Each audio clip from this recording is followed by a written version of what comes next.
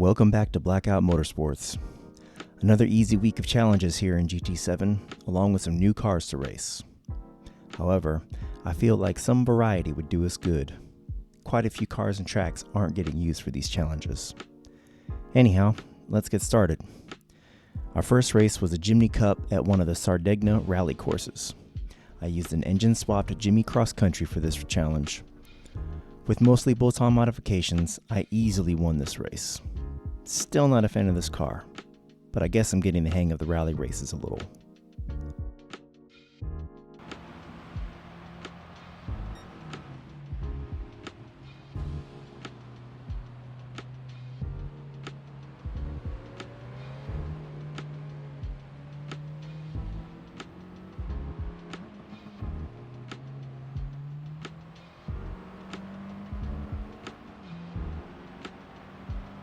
Next up was a one-make race at Tsukuba using one of the disappointing cars from the update, the Renault Kangoo.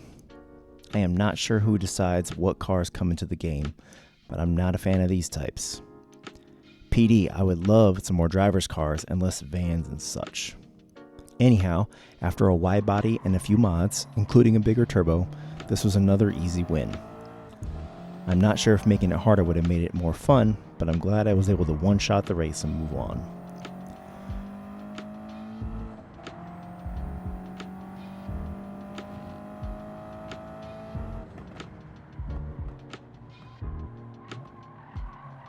Next was a European FR challenge at Lago Maggiore. I used one of the new engine swaps for this race, the 2JZ swapped BMW Z4. This engine is definitely an upgrade for this car, and it responds better to upgrades now. It was very stable with a touch of understeer, but easily manageable for the win. If you made it this far, like the video for the algorithm.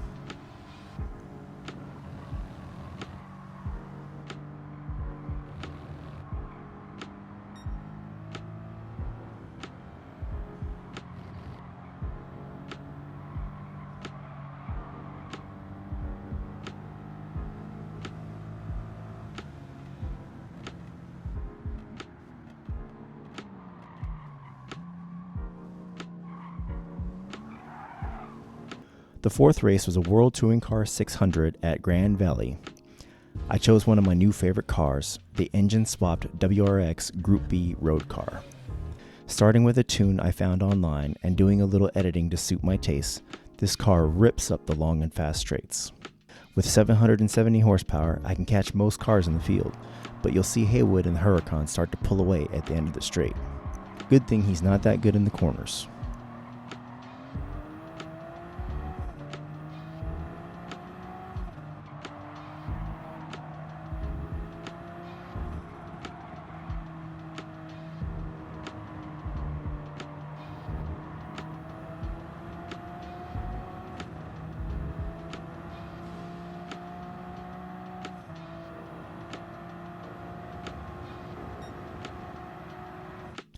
And last but not least is a Group 1 prototype race at Sainte-Croix. I decided to go with the R92CP, which provides the swap for some of my favorite cars in the game. I found a tribute livery from another player and did some editing to get the decals a little darker. I also upgraded it a little with a medium RPM turbo, racing soft tires, and a racing transmission. This allowed me to keep up and pass some of the later model prototype cars. For pit strategy, I pitted at the end of lap 4 for tires and fuel. I probably could have gone another lap before pitting, but I get inconsistent when my traction dwindles, so I decided to pit early. Jay Wong, who drives the fastest car in the race, pits twice for some reason, allowing me to win relatively easy.